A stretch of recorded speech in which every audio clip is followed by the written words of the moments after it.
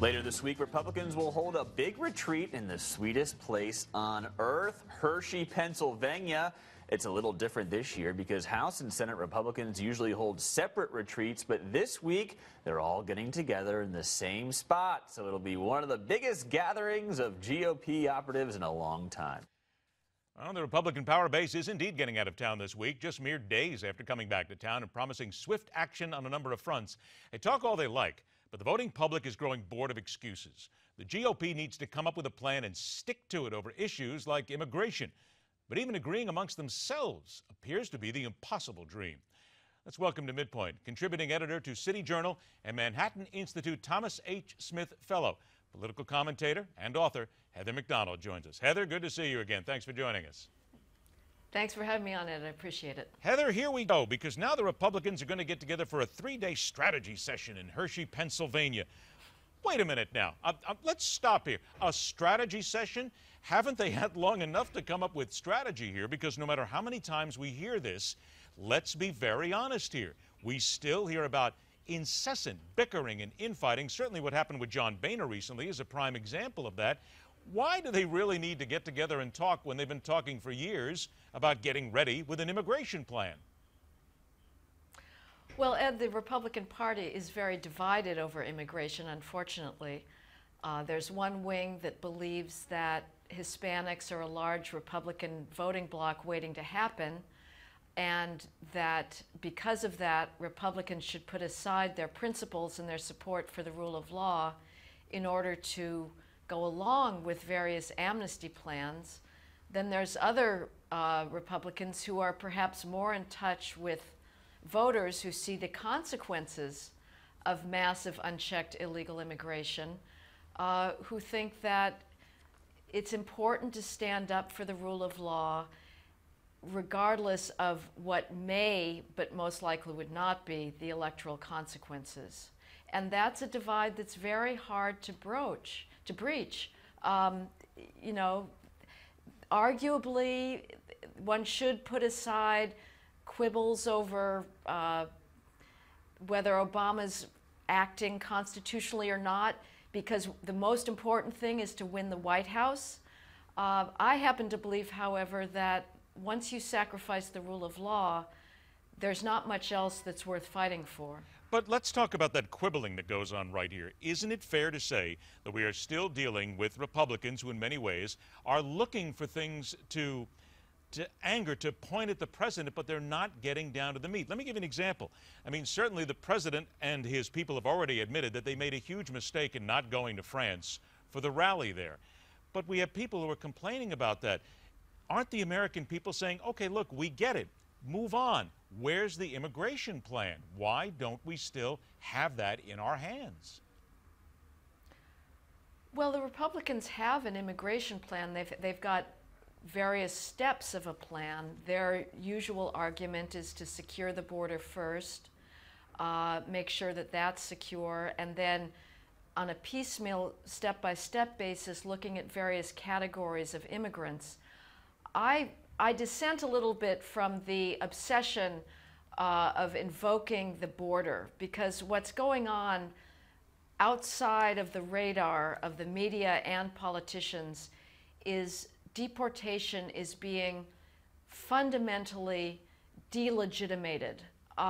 The Obama administration recently gutted an extremely commonsensical program that would allow ICE to be notified when illegal alien criminals are booked into county jails in order to give ICE the mere option of starting deportation proceedings against them. There's been a years-long campaign against this program called Secure Communities that finally was successful. So even if we secure the border, once somebody comes over the border illegally, which is inevitable, there is no such thing as 100% unporous border. Once they're here, deportation has been taken off the table, and I think that's what we should be paying attention to. I think that's a very good point, because it seems as if, and I like what you said, the obsession of invoking the border, which I think in many ways, to many people watching us right now, it's almost become deaf ears at this point because they hear it, but they don't see anything happening. I think you bring up a great point. Let me ask you to hold on for just a minute because we're up against a break, but we're going to go ahead, return with Heather McDonald. We're going to spin to another issue coming up right now, law enforcement. The discourse that continues in New York City and threatens to further poison the well in relation between citizens and cops. And later this hour, let's stop wheezing about that Paris trip and get down to the real issues our government's failing to address. Telling it like it is, and more.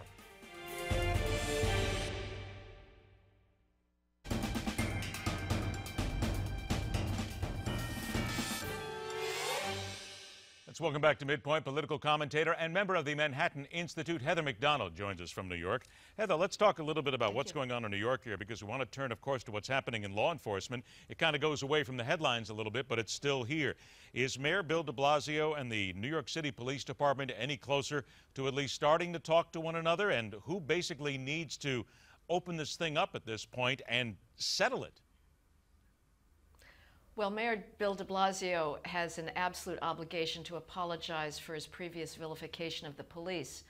Nevertheless, even though he hasn't, the police are swallowing their justified anger and are doing their duty, despite the fact that they're working for a mayor that they do not believe has much political legitimacy anymore. Is one of the biggest problems here that when the mayor decides to talk, and again, maybe this comes down to a larger issue in America, that many times when it comes down to the relations between the races, one of the guys who sits in the pulpit, if you will, the leaders, is Al Sharpton, the so-called reverend, and I know that the police department is just absolutely dismayed that this man is part of what is being considered as setting a tone in dealing in race relations in the city, and any city for that matter. Well, certainly the mayor's really amazing praise of Sharpton in the last couple of months set the backdrop for the police's anger right now. But what really was the breaking point was Mayor de Blasio's vilification of the police after a grand jury declined to indict a police officer for the death of a man during an arrest. And de Blasio said that the police action entailed centuries of racism and that the police were basically a daily threat to his biracial son. That is simply preposterous, but it's very similar to the message that has been sent nationwide over the last couple months by anti-police protests that have embraced the absurd proposition that the greatest threat facing young black men today is police officers, when the reality is the greatest threat facing young black men today is other black men who are involved in gang warfare.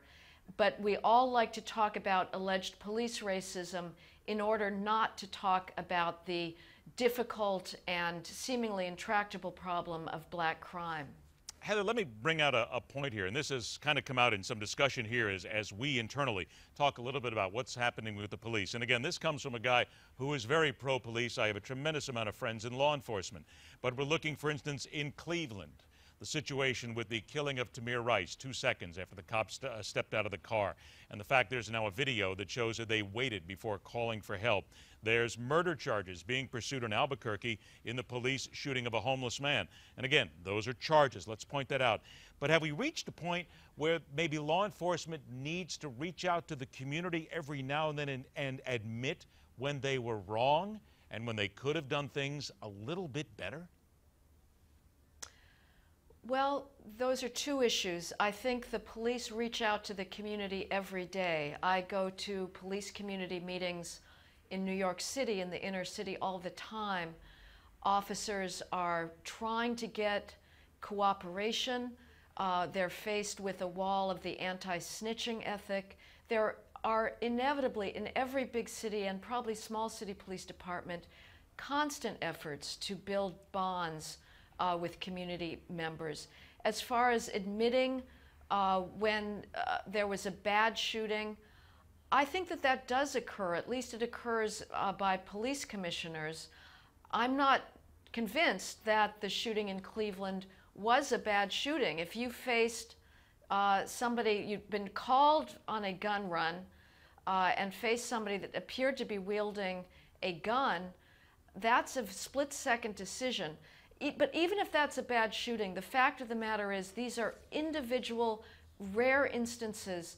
The number of blacks who are killed by police officers every year is probably around 200. The number of blacks who are killed by other blacks is closer to 6,000. And blacks are overwhelmingly a disproportionate threat to the police. Blacks are 43% of all cop killers. So there's a lot of statistics that never enter the discussion. Of course, the police constantly need to work on their attitudes on the street. They can develop hard, coarsened demeanors for understandable reasons and less understandable reasons. That always needs improvement. But to say that their policing is racist because it generates disproportionate minority stops or minority arrests, which is what the usual racial profiling argument maintains, I think is completely wrong, because it ignores the disproportionate levels of black crime. And many people would agree with that indeed, that there simply are a lot of numbers out there and some of them are taken terribly out of context. Heather McDonald, always a pleasure to have you on the show. Thanks so much. I look forward to catching up with you again. Thank you, Ed. All right, take care. Short break. We return to discuss the latest word from Pope Francis, seeking to become involved in very difficult world issues. And Jerry Doyle's later, right here on MidPoint.